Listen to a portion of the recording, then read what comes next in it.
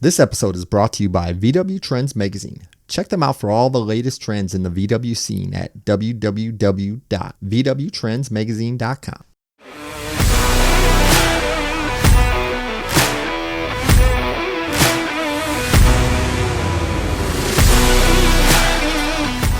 Good morning and welcome to the show. My name is Sean Smith. And my name is Prescott Phillips, and this is Brew City Bug Talk.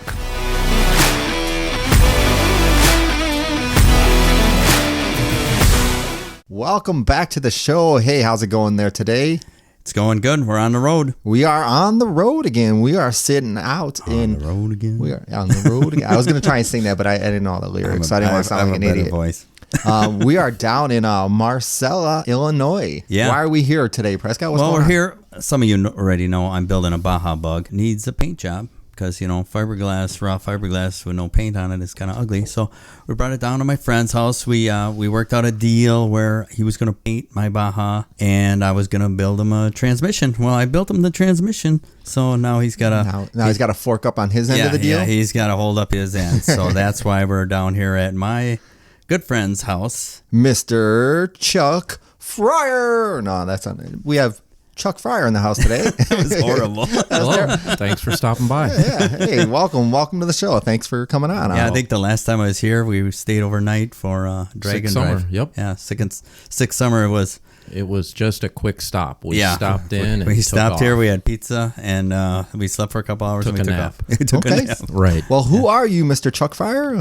Give us a little rundown of who you are and kind of what you're into. I am Old. into racing VWs. Okay. Well, we already know that. That's yeah. why you're on the show. Yeah. that's VWs in general, but we have a bus and the bug, and Hey, we went to lunch in the bus. we did take the bus to lunch. That was brutal. I mean, that was great. It was a little loud, wasn't it? Oh, that's nice. I think 2110 in there. I think moves out. That thing does 2110, not so loud up front, but you guys were No, in the cheap I love seats. it. Well, yeah. Well, there's no What? radio or anything to listen to, so you listen to the exhaust. But Right. that thing, And it used to be worse, so, so it's good all around. So you're a longtime Volkswagen lover, a longtime Volkswagen builder, and It depends on what you say racer. long time. It doesn't seem that long. It was only since like 1990. 19. Well, that's long enough. I mean, That's older than most of our listeners. yes. It's not like you're calling me old or anything. No, I'm not calling you old by any means. I wouldn't do that to your face, but behind your back now, maybe I might say We'll see something. what I'm the oldest one here by far. We'll see what it sounds like once it comes out. But right now, you're not calling me old. Yeah, no worries. I can edit the old comment in later. Okay, for sure. So tell us a little bit of background. What got you into Volkswagens? Well, in high school, I didn't like them. I made fun of my friend who did have a Volkswagen, who thought it was going to be faster than my V8 car, and he was hard shopping the J.C. Whitney catalog to get stuff for his VW. The girl I was dating at the time ended up with a '77 Bug. She was my future ex-wife. So Numero uno. right, yeah. So we ended up in a pretty decent sized wreck, and the car was totaled. I ended up kind of rebuilding the car back to This is the Volkswagen? the 77 Standard Beetle. And we were on the interstate, and everybody in front of us stopped and the guy behind us didn't. So we got smacked in between. It was a sandwich. We were accordioned, so it needed all four fenders and front and rear apron, and hood and deck lid and all that other good stuff. From there, Sounds like a lot of work. What year was this, would you say? that was 1990, 1991, one of those two. So parts were relatively cheap still back then. Oh, the cars though? were cheap Yeah. back Oh, then. yeah. They weren't nowadays I mean, prices. But I was, Did you buy fenders at the dealership? oh no, we mail ordered those. Okay, J.C. Whitney? I think I might have gone down and picked them up at J.C. Whitney. Yeah, right. But they were, We just drove past carparts.com. the warehouse. former J.C. Whitney, right? Yeah, right. Is that it has nothing to do with them now anymore, right? No, they took the sign down. Oh, it's still on the building. Oh, the car parts part is, Yeah. but it doesn't say J.C. Whitney anymore. Oh, it used to say it with blue letters, right? right? It used to say Yeah, it used to underneath say it. that on there, but they Right. it's inside, or it used to be inside, because I don't think you can go pick up parts there anymore. Oh, okay. They have a car show there every spring. I was just wondering, But, because carparts.com was old not school. a sponsor. Not a sponsor, But No. they could be. But if they could be. Very well be. Well, they were huge, and then J.C. Whitney bought out the name, and then the two amalgamated together or something. I'll have to believe you on that. I don't know how it all worked, but I didn't even know they're still in business. Just like J.C. Whitney. I mean, who buys from J.C. Whitney anymore? Well, when I would buy from J.C. Whitney, I would have to drive down to Chicago. Yeah, that's what pick the stuff up. Yeah, we do a road trip usually for the bigger stuff. It would slide down the big chute. You would pick it up. Yeah, well, you'd have to. That's a rough part of town too. Okay, so back to your bug story. Oh, So sorry, was we're this- off track yeah, again. Off track. I'm trying to herd the cats here. Early on. So was this your first experience with building Volkswagens? Was after this wreck? Right, yeah. Okay. Putting that car together was my very first VW experience, and it was kind of fun. It seemed You were intrigued by the engineering. It seemed easy-ish at the time. Like, hey, these fenders, they just bolt on. They bolt on with some fender beating. You don't It wasn't. It didn't seem like a huge deal. Took the car to Mako. Sure. Bolt everything together. Got your $99 drive it to Mako. Get it painted. Away you go. Yeah. It just kind of snowballed from there. Okay. So what was the first Volkswagen that you purchased yourself that would be yours? I bought a '73 Super Beetle. Oh, okay. All right. Sweet. Yeah, with the typical amount of Midwestern rust on it. Yeah, and the curved windshield. Curved windshield. Yeah, it had the Formula in France steering wheel. Yeah. I bet you it drove like a dream. Oh, I took a hacksaw to the front struts. Cut a coil or two out of each one to lower the front. Slammed it and drove even better. It didn't have any suspension, but you could go around a corner. Yeah. Or you thought you could anyway. Yeah, and it looked legit then. For sure. Instead of looking like a boat on the river, It had turbine wheels like the General Lee. Nice. Right. Nice, yeah. Was that rocking the 1600 back then, or? Yeah. Okay. Of course. Might have even been a 1641 at some point. Wow. Oh. Rocket ship. Very cool. So how many Volkswagens would you say that you've had throughout your lifetime? Like even to nowadays? Not that many. Maybe 25. Hey, that's plenty. yeah, that's Right. way. See, you more than you. downplayed them though, but you're like he's. I probably wasn't only have, sure. Like 12. I wasn't He was- sure. Every He was once in a shit while, talking you you- on the ride over. He was like, "This guy's." Well, only I'm have, just like, going over my head all the cars you've owned, and I'm like, wow, that's not that many. Right. I had a 54, a 59 Beetle. The Gia. Had the Gia. I've had two Gias. Mm-hmm. The 65 and the 73 amalgamation of a Gia. And then there were... Yeah, see, I don't remember were- all the early on There were piles. some buses I owned. Mm-hmm. I owned a 59 panel bus for a few weeks. Yeah. All kinds of different stuff. Notchback. What was a your? fastback. What would you say was your favorite that you've owned? The 62 ragtop. Is that the one? The one I have now, Okay. right. Yeah, you keep the ones you usually. I liked my 66 bus, but it needed to be sold so I could continue living in my house. Wasn't that the deal with the Gia, too? The Gia I bought to flip. To flip. Okay. Yeah, right. It was a painted shell. But it was that had no... It helped you out financially, though. Right. It was fun to build. Yeah. And I wouldn't look forward to building another Gia. They are not... Sean's building one right I now. have one right now. I got a 72 that's full It's of rusty holes. It's But, a giant rust pile. but hey, it's gonna be a rocket ship. It once I was get a done with learning it. experience. There's a Yeah. different... See, you're probably just like me. I wanted a Gia so bad, so I bought one. Right. And once I got it, I couldn't sell it fast enough. I hated that thing. I didn't like the way it drove. I didn't like the way I sat in it. I didn't like one thing about it. Doesn't feel like a Volkswagen, It's does it? nothing like like a Beetle. No, Doesn't didn't feel feel like a Beetle at No, all. So I- let me it ask you this, because all right, so you have a Porsche. How is it compared to the 356? Like It doesn't compare to that either. the Gia and the Gia and the 356. People think maybe. Well, see, my Gia was a hardtop, so I'm not comparing too much. But Drivability wise, My Gia was a all hard that. top. It was lowered on all four corners, so it's set level but lower. But it felt like a typical European sports car, maybe a nondescript European sports car. Yeah, something that there wasn't anything special about it. Yeah, it didn't have whatever it is. The feedback through the steering wheel I didn't care for. I like the way it looked. It wasn't That's why I wanted one to begin with. I wasn't love the way they looked. fun to drive. It was not fun to drive. Right. I thought it'd be more responsive and stuff, and be just like a totally different. It was totally different in the wrong way. Right. So first chance I got to sell it, I sold it, and I never got another one since. And to drive a Beetle. Driving a Beetle is such a unique experience that you're just gonna compare everything you've ever driven to driving a Beetle. The same with the bus. Yeah. a bus is much different than anything else as a Beetle on is. on the planet. Yeah. Right. Oh my, that was one reason I sold mine last year, is because I didn't enjoy it. It was hard to drive. Like I would get done driving, You gotta my pay hands were attention when you're sore, my legs, like the brakes, it didn't have power assist brakes, so you hit the brakes and you're pushing as hard as you can, and then the steering wheel, I mean, you're driving. It's work. Our camper, you almost have to stand up and push the brake pedal sometimes. If you need to stop in a hurry, you're holding onto the steering wheel and pushing against the brake pedal as hard as you can. Great big drums, but it doesn't matter. I mean, it was fun. I enjoyed it while I had it, but I enjoyed driving my Beetle better.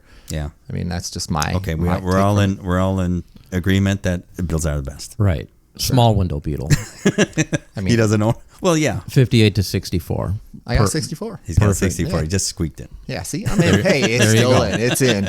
I don't care what you got. All right, you're in the club. Yes, cool. Yeah. When do we meet? What are dues? Your 59 qualifies, but we might, you only get 1 foot in because of the oval window. Yeah, the race car. Yeah, the race car. That's such a hodgepodge of parts. It's on a 60. What is it on? A 63 pan. I don't care.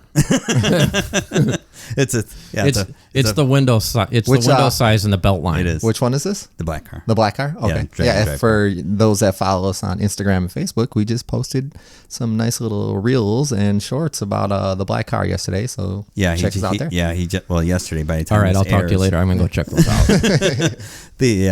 By the time this airs, that's going to be out. You're going to have to go digging for that Whatever. video. You guys get the idea. It's somewhere out there. Go look for it. It's the black My Dragon Drive car. Yeah, it was kind of cool. We were at the compound yesterday, and we pulled it out of the shed so we can get it in the garage. Yeah, see, to get my Baja Bug down here to Illinois, that came out of my. I have one. It's not Mexico. It's just the state directly south of you. Right. Yes. But it's 2 hours and 15 minutes though. Yeah, something like that. Something like that. There's one stall in my shop that's just for working on cars. So we dragged that out of there. The Baja, we had to drag out of that stall. Right. And load up on the trailer. Put on a trailer, and then I have my black Dragon Drive car is sitting in a different race car trailer. I had to pull it out of that and stick it in that stall so I can start working on it. I only work on cars that are in that one stall. Makes total sense, right? It absolutely does. That means if you just move the car, then you don't have to work on it anymore. Right. I can just move it out of that stall, and then like this, I don't have to worry. I don't have to touch anything on it anymore. It's out of my hands. No work can be done.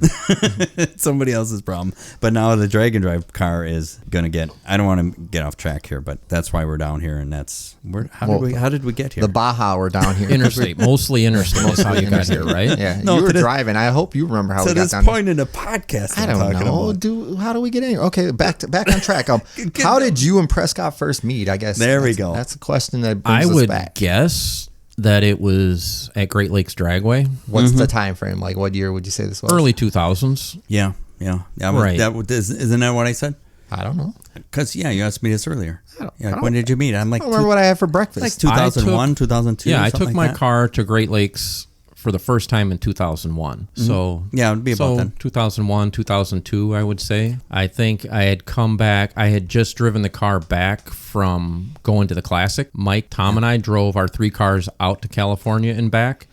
And I got back in June, and I think in July on some weekend or weeknight, I went out to Great Lakes to see what the car would run. I'd never been to a drag strip. You drove out to the Classic in what? In my 62. Yeah, but you didn't do any. You just you guys drove out there, right? Went to the car show, did all the events, did all the classic. Right, we went California stuff. Let me pause you guys real quick. For our listeners that don't know, the VW Classic is a multi-day event held in California. They have a bunch of events. Manufacturers like MP will do an open house, lots of car shows and cruises. It's been going on for years. Sorry about that. Please continue.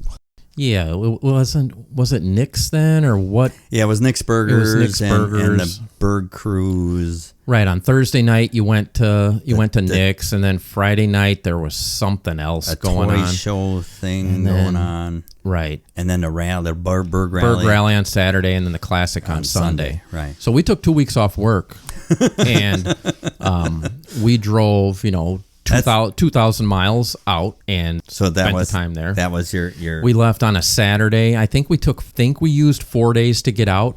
Now who was all? It was you, me, Mike Fritz, and Tom. Okay. Yeah. Tom. And yeah, so we drove out there, had a great time. You know, we did all the things. And didn't something break down on the way back? Oh, I spun all the splines out of my brake drum right at the gas stop in Needles, California. That was on the way home, right? On the way home, yeah. For like Needles isn't that far out of L.A. No, it's hours. It's right? hours. You're almost into Nevada. I had no idea what was going on. I pulled up the gas pump, no problem. I go to leave and put in gear and zing. So how long do you think that axle nut was loose? I don't know. Who knows? But it was a good spot to break down, right? Yeah, not bad. Because we had some kind of tow strap with us and towed it over to whatever hotel was near. There's a bug pulling a bug with a tow strap, right? And another bug following. Right. With the flashers on. Yeah, we were 3 guys in 3 cars. We did not want to travel together. Who planned this? This is the most... It was a great trip all the way out there. It does sound amazing, but man...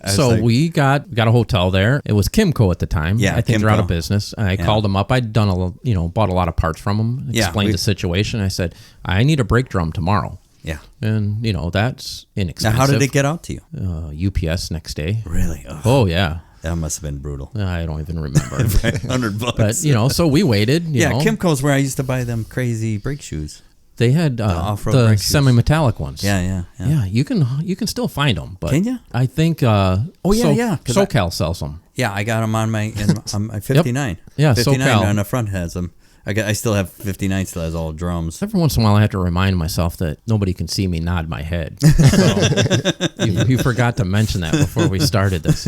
So we had a brake drum next aid, and we just hung out there. Now, how did you torque axle nut down? We had a breaker bar with the big socket and everything. Yeah, we planned like we knew what we were doing. Like our cars were enough. We would have brought a drum then. We were enough similar that we all didn't have to bring either all the parts or all the tools. Right. Each guy could have something. Some tools and some parts. So everybody was 5-lug?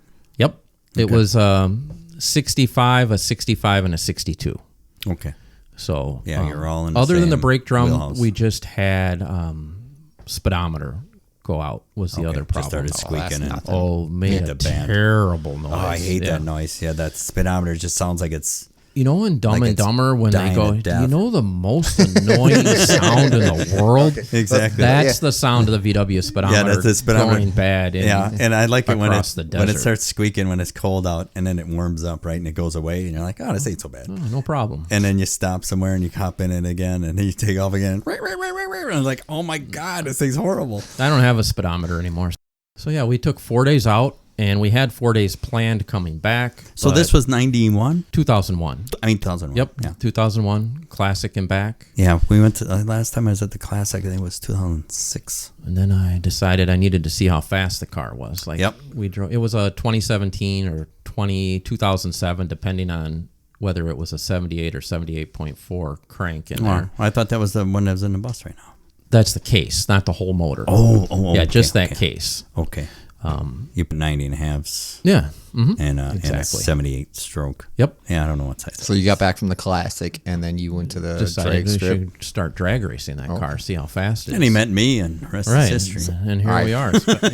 So what we are doing a podcast. So this was all 2001 when you first met Prescott, and it was at Great Lakes Dragway. Our listeners in Norway who don't know, Great Lake Dragway is a local drag strip, quarter-mile drag racing, and I believe it's the longest running drag strip continuously open. Yeah.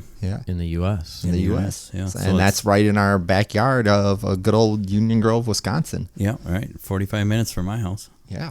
It's a little bit further for me now. It used to be about 45 minutes. Yeah, it used to be from Harvard. Right. Sure. So let's talk racing. What's the name that you race under? I recently started using air fryer racing just because of all the wheelies the car has done over the years. Somebody stuck that on my back years ago.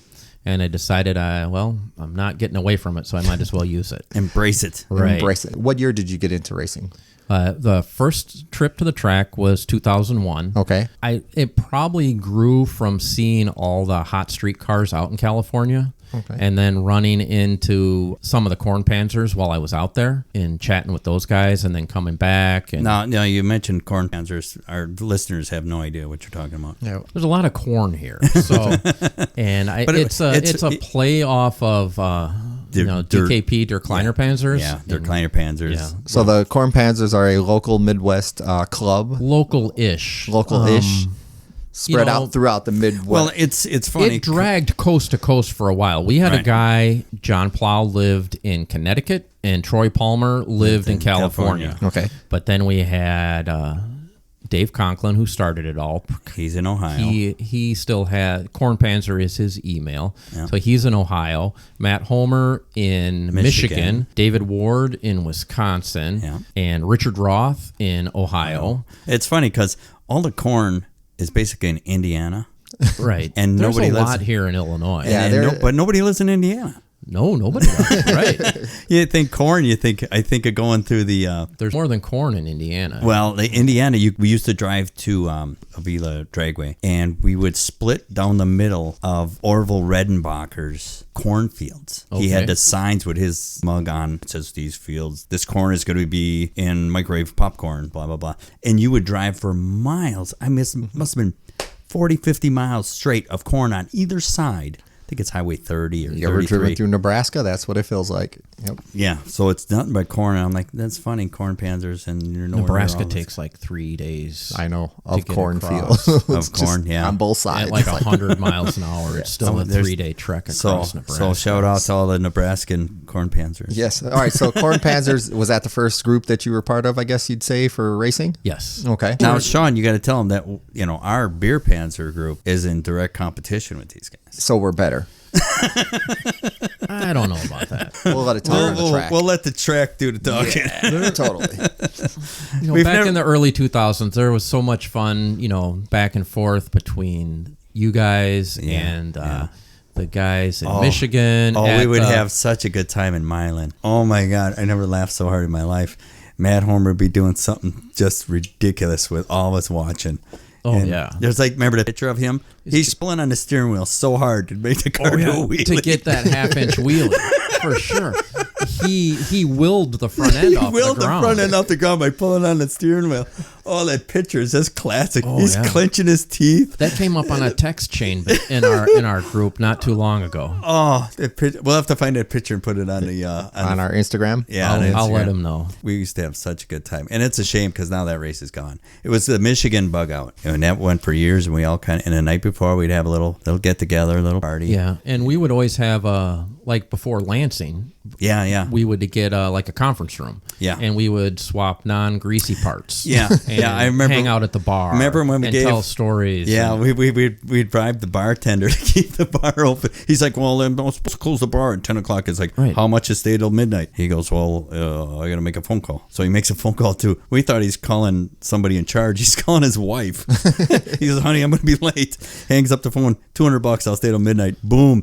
We all pitched in. And there were 30 guys probably it was at the height of it all. It was easy. Yeah, that was the late nights before the Lansing swap meet. So what would you say your first race car, what was the first? Yeah, what was your setup? The 62. The 62? It's the only one I've had. Okay, so this is the first 62 that you had then. Right. Before first incarnation. It's most parts of it. So give our listeners a little background to your 62. The 62, the first time down the track was a full car, bumpers. I think I might have taken the back seat and passenger seat out, but it had 2017 engine with a Scat C45 cam and a set of 45 DeLorto carburetors that had just driven, 5,000 miles round trip to California and up and down, everything, and came back, and it was a mid to low 13-second car on street tires. Nice. So street tires are the limiting factor usually. For sure. You're just they were not even good street tires. Right. They were probably a pretty hard compound tire, but I was happy with it at the time. That was it's safe parts. And it was that was respectable for a car that can drive cross country. Oh, it's respectable for it was a 5-liter Mustang beater for sure. To be able to do that your first night at a drag strip, the first couple passes were 14s, and then you learn how to, I'd never done it before, so you got to learn how to leave the line and off your emergency brake, and I was hooked from then. Yeah, so got to go back and build something bigger. So what year was the first year you bought some slicks, some cheater slicks or whatever we were running back then? I bought slicks in not 02, but I know I had them in 03. I might have had them. Were they the cheater slicks? No, I bought a set Real of old used Firestones for $50. 6 yeah, 6 O's. Right, yeah. Right. Yeah, everybody ran those Phoenixes. And they weren't even they were Firestones. Real, they were Firestones. Yeah. They were like used, you know. They were good though. They were good. They were good right down to the cords. Yeah, the first time on those tires was at Carlsbad in California in 2003. The first time the car had gone 12s. Wow. Yeah. So. Yeah, and how much did you pick up just by putting slicks on? Yeah, I don't think I changed much on the engine. I might have dropped a little weight, but I mean ET wise, yeah, half a second, maybe a little more. But part of that might have been the weight loss. But yeah, an easy half second. Yeah, slicks. Right. We always said, well, slicks are worth about a half. Right, and close ratios another half. So you knock a whole second off without even touching the motor. Right, just by getting the car to leave and stay in the power band. And, right. Yeah. So for you guys out there building your hot Volkswagen street cars, slicks in a close ratio box, it turns the car into a non-street car. For sure. You don't enjoy driving your car with a 104 or a 114 fourth. Yeah, 114 fourth or even a 104 fourth. I mean, maybe if you live in a congested metropolitan area, you can get away with, you're not driving on the highway. Yeah, if the nearest... But out here in the corn, when you're 15 miles from the next town, you don't want to be on a 114 fourth. No, you're looking for the next gear all the time. Right. And now the car's faster in 3 gears than it used to be in 4. Yeah, isn't that amazing? It's just strange. Technology and it doesn't make sense. It doesn't make sense. So that plays into my next question. What's the fastest you ran in your... The fastest I've gone is 11:52. 11:52. That was the first pass after I flipped the car. Mm-hmm. Back up real quick. Tell me a little story, because I've heard the story from you too, but tell our listeners how... we're the only two in the story. So. Right. Well, yes. I'll let Chuck tell the story. Tell us the story of how you flipped the car. I ended up upside down at Great Lakes at, over 100 miles an hour. What year was this? I don't know. 2006, probably 7. Somewhere in there, because I got the car back together in 2009. 2006. That sounds like a good number. 2006. I ended up upside down at the the line. So you're running the drag. It was the you're finals. lining up. You're running. It was the finals in Import Wars. Right. I was lined up against Prescott, and he left because he dialed a little slower than I did. Yeah, this is my old pan car. Yeah, your pan car against my street car. My OG pan car, weighed a ton, ball joint beam, the whole works. And so he takes off, and I think I felt like I cut a bad light, and I just hammered everything I had, and I think I got to the line before him. I don't remember for sure. I don't remember how it ended up because we didn't even care at that point. I don't have a time slip from it or anything. I know that I hit the brakes, or at least I think I hit the brakes pretty hard. So you're explaining this to me earlier. You were trying to slow down your car. I wanted to pass Prescott, but not by too much. Right. First thing you got to do is get to the line ahead of the other guy, and then not too ahead. It's a bracket race, so you can't go faster than you're dialing. So you're going down the racetrack. You pass him. You get to the line. You didn't want to get down there faster than your dialed in time. Right. So you hit the brakes, and when you hit the brakes on your weight Beetle, goes forward. So all the weight goes forward. Back end comes up a little bit, and being a swing axle, the rear tires kind of tuck in underneath, and that caused the car just to... Oh, it snaps. It'll snap around on you without.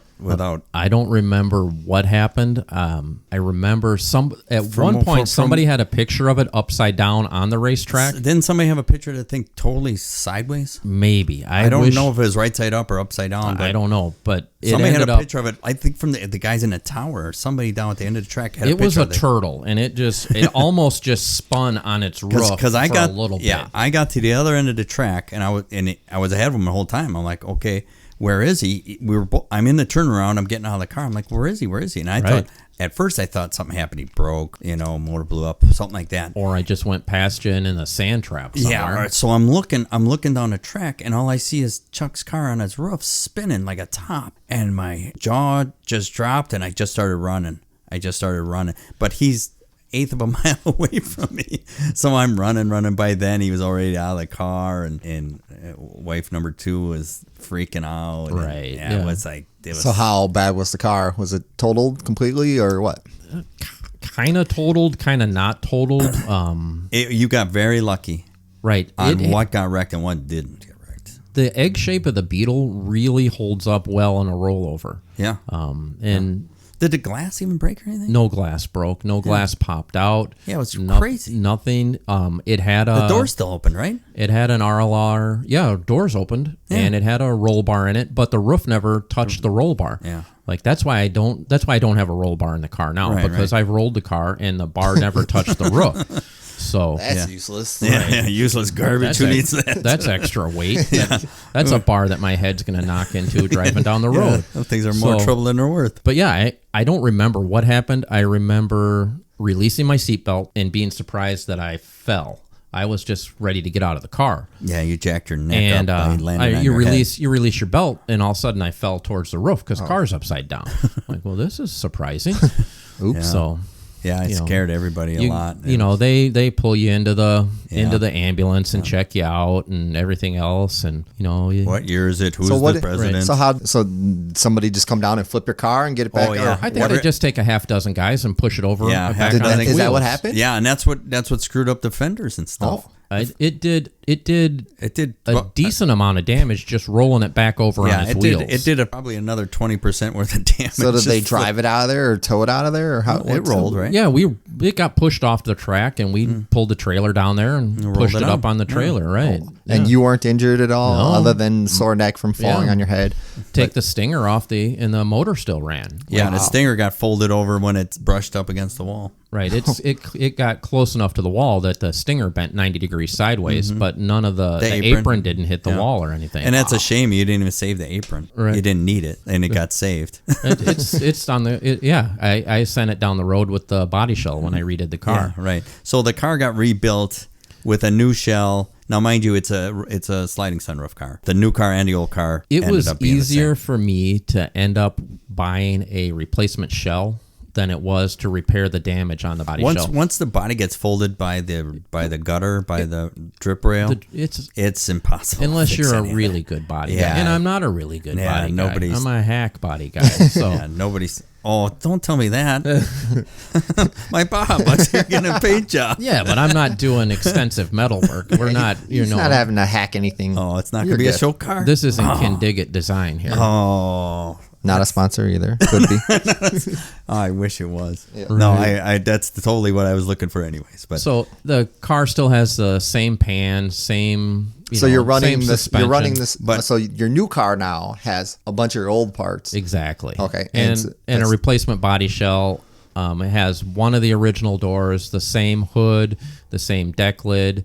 no, it's a convertible deck lid, so it's worth some. It was it's a fiberglass. Yeah, but still, it's money. It's money. Yeah, but nothing even- happened to it. Yeah, nothing. The hood opened and closed just as good as it did after the crash Now- as it did before. Now, the original car was, what's the official name of that color? Seafoam green or whatever? Turquoise. It's Turquoise. L380 turquoise. Okay, that's the car that rolled over was that. And then you changed. that's how it was that was its original color from the factory. Now it wasn't its original paint job, but that's the original color it came. Right? Yeah, so you didn't have to paint the dash and stuff. Right. I did. It was all stripped down to metal. Okay. But okay. So now the new car gets a color change. Why? because I had already paid once to do the green car. I'm not going to pay I'm not going to pay all that money again to redo the exact same car. Oh, you might as well have something a little different. So you picked out the what is that terracotta color called? That's coral red, 351. Coral red. Coral red. Why that color? I kind of liked it. I like the color. It's cool. You know, Both of the colors are like they're my number one and number two favorite colors. they have a timeless kind of look to that them. looks like an old car because Looks there's like- no new cars painted that No, color. not at all. Like your race car, your pro stock car is in that same. It's that stupid green that timeless, old beautiful. Neither stupid one of green. them are really pastel or really bold, but they It's a single color. they kind of capture that no that metallic era of yeah. the 60s. Yeah, And no here metallic. on BCBugTalk, we talk colors too. Well, he changed the color what of does the car. it for you? Right. I changed it He for changed that it up. because it was an expensive mistake, and I'd already had the green car. And Might as well make a I new was car. like, and sometimes I'm like, well, maybe I'll redo it again and go back to green. But Oh, that No, would be a trip. I would not. I I don't know. would keep Now, it the same. when did the other car come into play? Remember, you built a race car or the only black car, No, the black car that ended up what the color? blue car, yeah, the Impala color. We were racing Import Wars, Yeah. and I needed a car for the next month. Yeah. So that was David Ward's David car, right? Ward had Yeah. his car for sale. He probably wishes he still had it. I think he does. Yeah. A deal was struck, and I drove up there and picked up that car. We got to get David Ward on the show. And took that body and put it on my pan. I bought like a rolling shell, if I remember right. So you got a pan. I got a pan with it. Okay. And but I just took my pan. I knew this. I knew that Right. It was all done. It ready. worked. It was ready to go. Right. So except for the problem with the spring plates with the rear suspension travel. with the tucking issue. So that should be addressed, but it didn't get addressed. Not in that car, anyway. So I stripped everything off and took the body shell off of the pan, and then went and picked up his car, moved the body over, and then rewired it enough to be a race car. Right. It was like 3 weeks to the next import wars. Yeah, I had to have a car. For our listeners, back in the early 2000s, Great Lakes Dragway, which we keep bringing up, had a monthly series called Import Wars, and it was every one race a month for the whole spring, summer, fall. There's seven? There's six or seven races a year, and it was monthly. April through October. Yeah, April through October. And we were all part of this Import Wars deal, and we were the Volkswagen contingency, and there was other things, a lot of Hondas.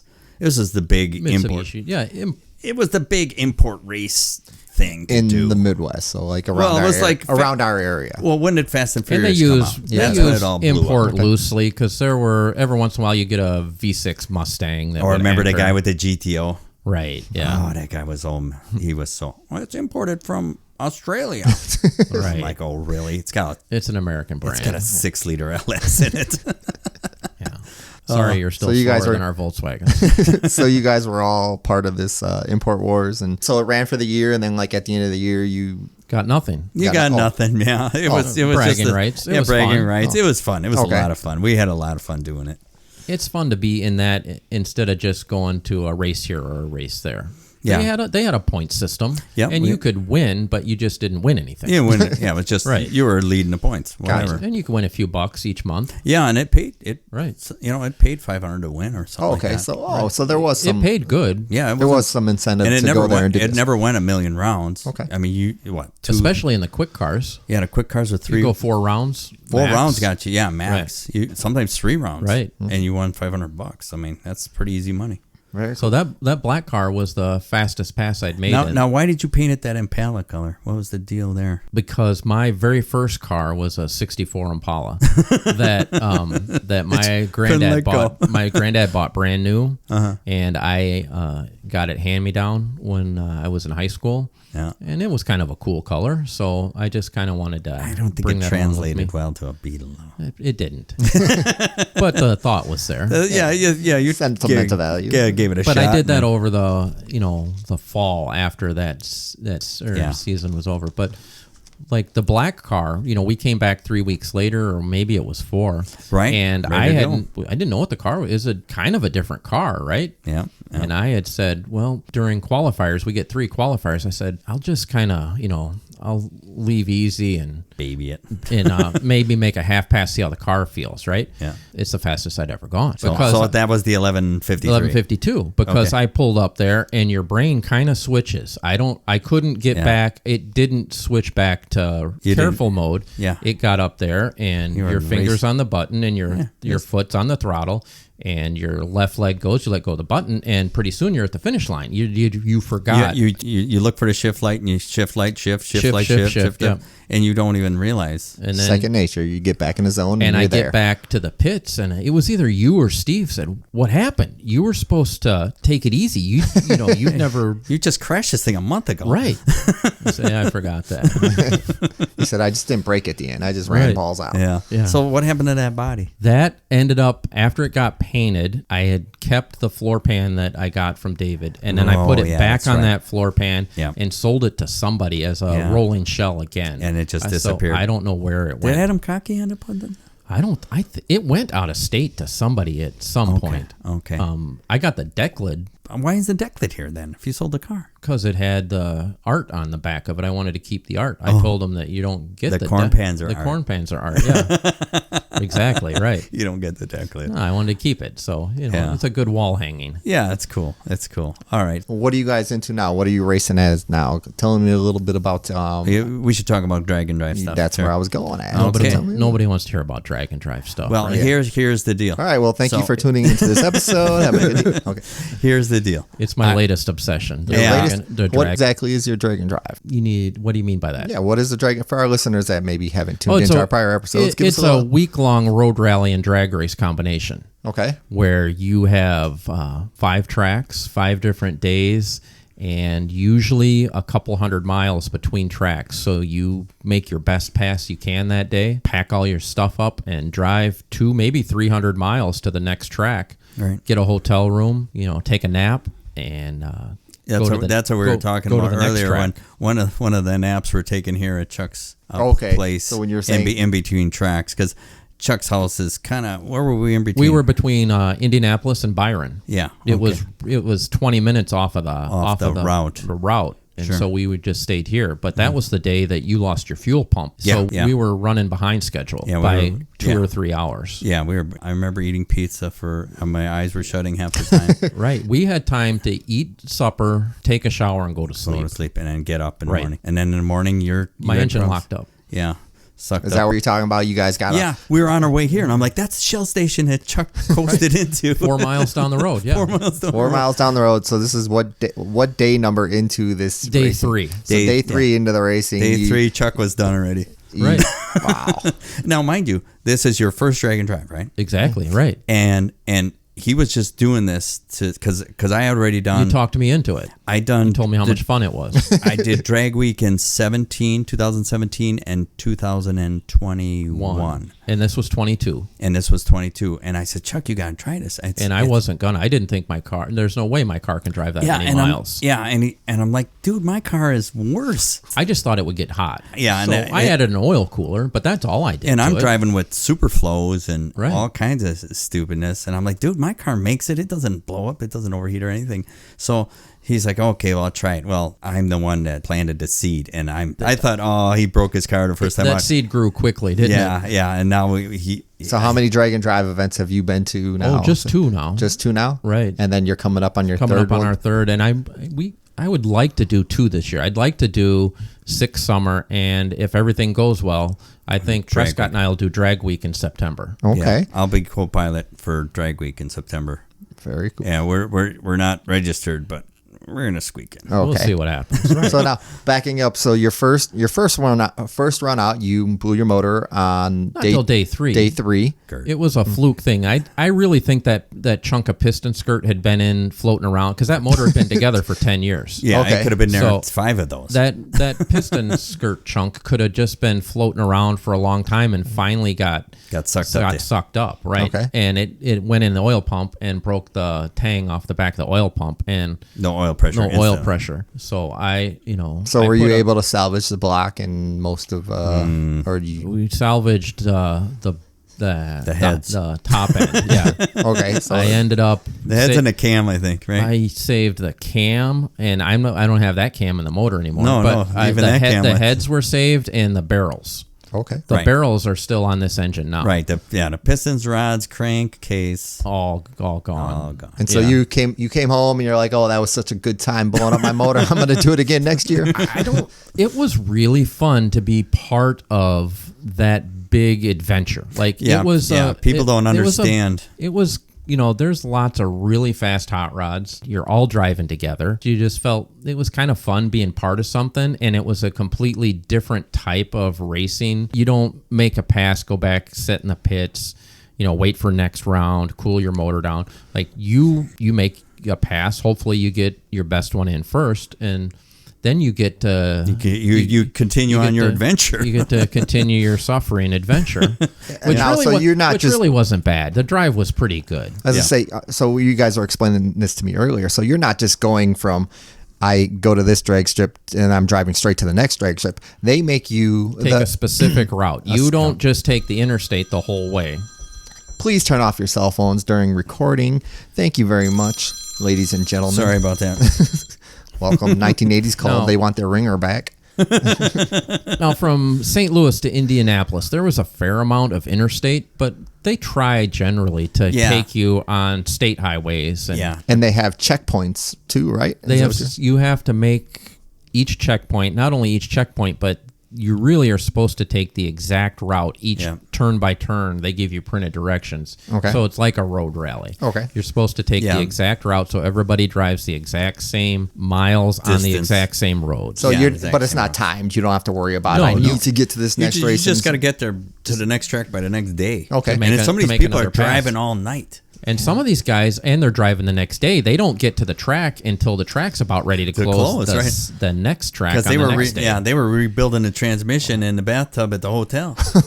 There's guys that have a cherry picker and have swapped engines on the shoulder of the road. Yeah, that one guy was doing it in a rest stop. Remember Oh my that? goodness. He had the heads. Yeah. He had the heads and intake off.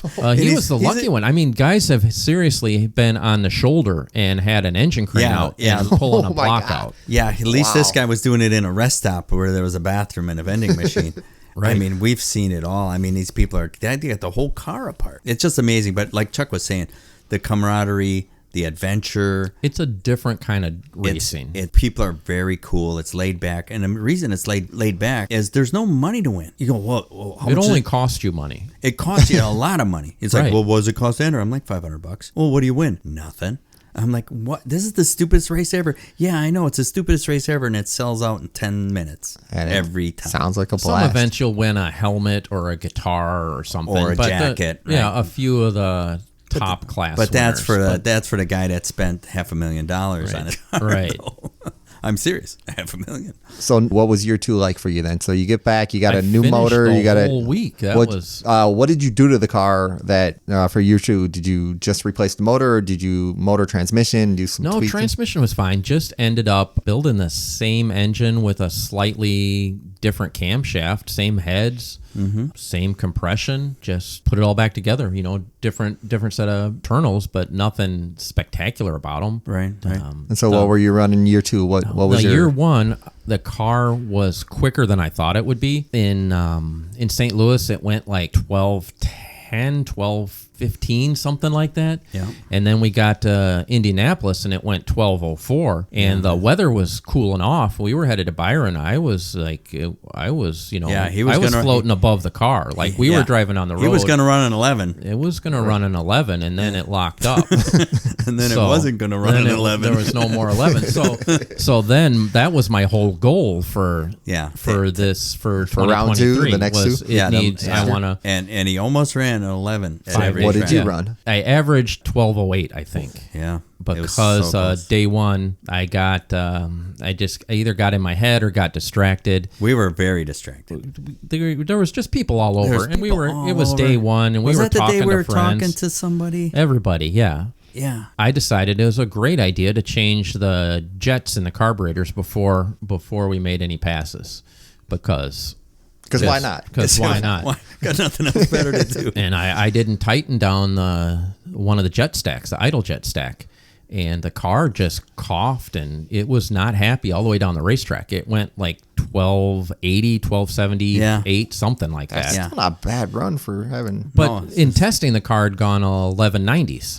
Yeah. So I knew it had 11. And it ran 11s the whole rest of the week. Right. So, and I came back. People are like, "Well, why didn't you fix it and make another pass?" And the reason was I had no idea what the problem was. Right. You didn't even realize it till like I needed Like the whole drive to the hotel to run all the scenarios through my head. We didn't get back to the hotel till you figured out. And what then you I'm did. like, I figured out what it is, and Never tightened pulled the up the deck jet lid stack. off, pulled the covers off, and there we were. The idle jets were just bouncing around in the holes. Yeah. So Oh my And lucky screwed in. gravity kept them in.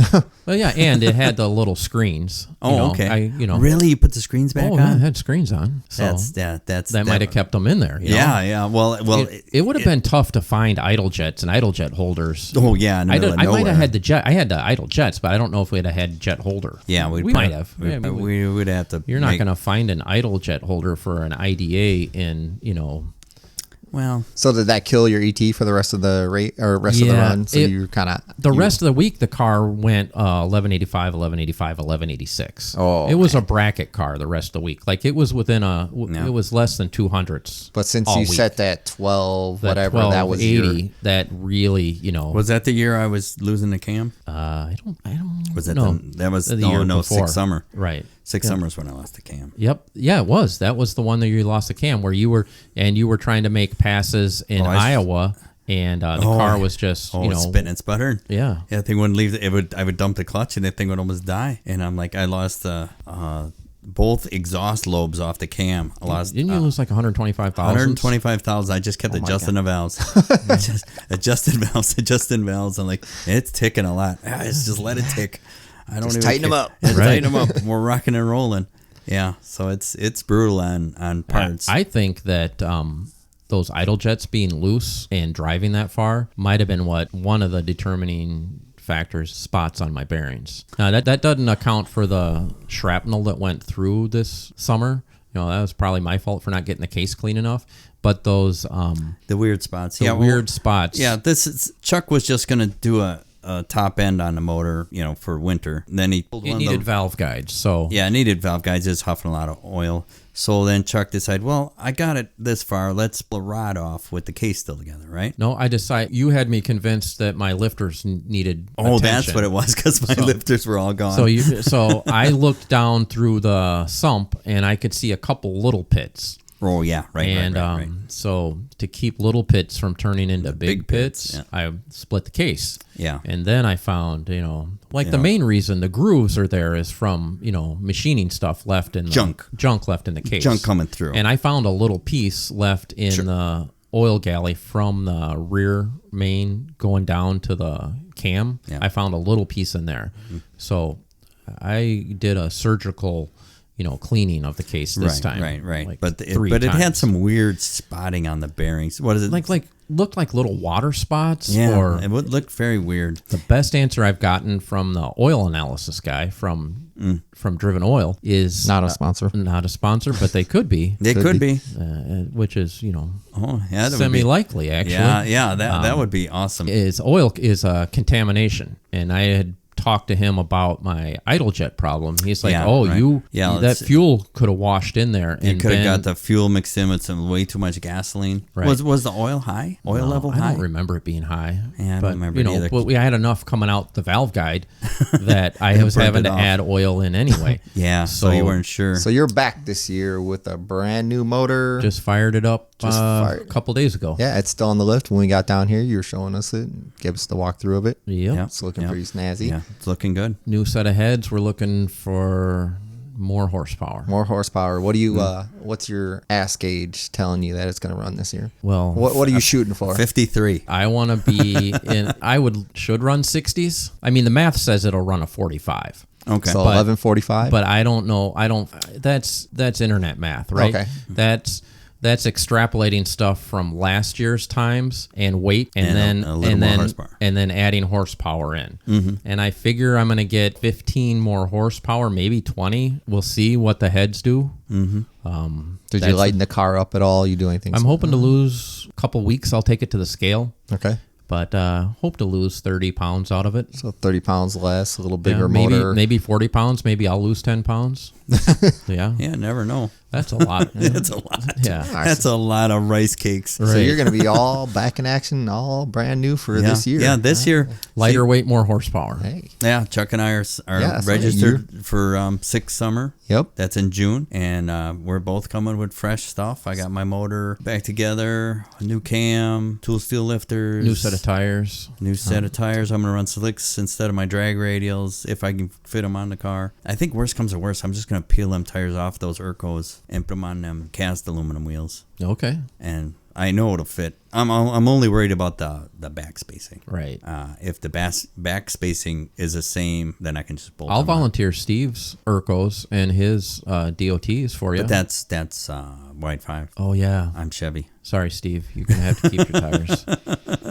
Yeah. So if any of our listeners are out there listening to this and they want to come check us out, between June 9th and June 14th, you guys will be running at the multiple different racetracks throughout the Midwest here through the Six Summer Racing. Yep, you can go to SickTheMag.com. Yes. SickTheMag.com. And they got the schedule there and the locations that they'll be running in. It's Google pretty will cool. get you there. Yeah, just Google the event and you'll be able to find and everything. there's also a Facebook page about Drag and Drive. What's it called? Drag and Drive? VW Drag and Drive. VW Drag and Drive? Yes. Check that out. We'll be posting a bunch of stuff, and there's a bunch of Florida guys and just nationwide guys on that. That's a pretty cool deal.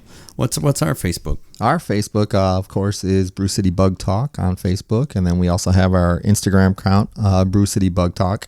So feel free to check us out on either one of those, and we'll be posting stuff throughout the upcoming months. Sean puts reels on and Instagram videos and all that good stuff. Trying to gain or build up our social media presence. So, for sure. Yeah. And we also have an email. You can always email us at. Are we doing the wrap up now? I'm just. You're getting ahead of yourself. You're doing the wrap up already. Oh, sorry. This is just halftime. You can keep We're getting talking. ready for the halftime show. No, I mean, I do. We are getting close to about time. So I mean, time flies when we're having fun. Chuck's a busy guy. He doesn't need to jibber jabber with us on. I like jibber jabber. Jibber jabber all the time. Yeah, I appreciate it. I mean, but yeah, okay, all right. Well, we'll do the wrap up. Okay, we got. All right. So if we want to find you, where can somebody go on the internet and check out Air Fryer Racing at? I'm not on the internet. So send a letter and snail mail to Air Fryer Racing on Facebook or Instagram. I think. You think? I think. I'm not 100%. I'm gonna coin that, it'll just come to us. Chuck has air fryer T-shirts. Do you have any more for sale? I do have some, and I'm getting more higher quality shirts printed. So great! And you got stickers and all? Stickers. We got stickers. Got all kinds so of cool. Do you got a website selling these, or when we find you, we just got to come? No, to you he was doing it on Facebook. Doing it on Facebook, on Marketplace, or just on Air Fryer Racing page. So feel free to check out Air Fryer Racing on Facebook and speaking of Instagram. stickers. We got stickers. Yeah, we got stickers now, but like they're always in your pocket. So stickers. Well, I'm the only one handing them out. Well, as soon as summer comes along, we start to go to more events. I can start handing out stickers. But right now, the only people I'm giving stickers to are you and me and maybe Chuck. Oh, that's fine. We got to start somewhere. Yep. And what about our email? So feel free, if you liked your show or you got any comments about the show, feel free to email us. We are at bcbugtalk@gmail.com. We've actually had a couple of people reach out to us, so thank you very much for sending us those emails. Yeah, I'll answer all the questions you guys have. If you have any ideas for the show or if you want to be on the show, feel free to give us an email. Yeah, give us an email. Or if there's somebody you want us to contact and say, hey, this guy would be perfect for the podcast, reach out to us and tell us about this person. Don't forget to subscribe to VW Trends Magazine for all the latest and greatest in VWs around the world. Visit VWTrendsMagazine.com to subscribe. All right. Well, thank you very much for listening, and I hope you guys have a good day. All right. Thanks. All right. See ya. Peace out. Peace out.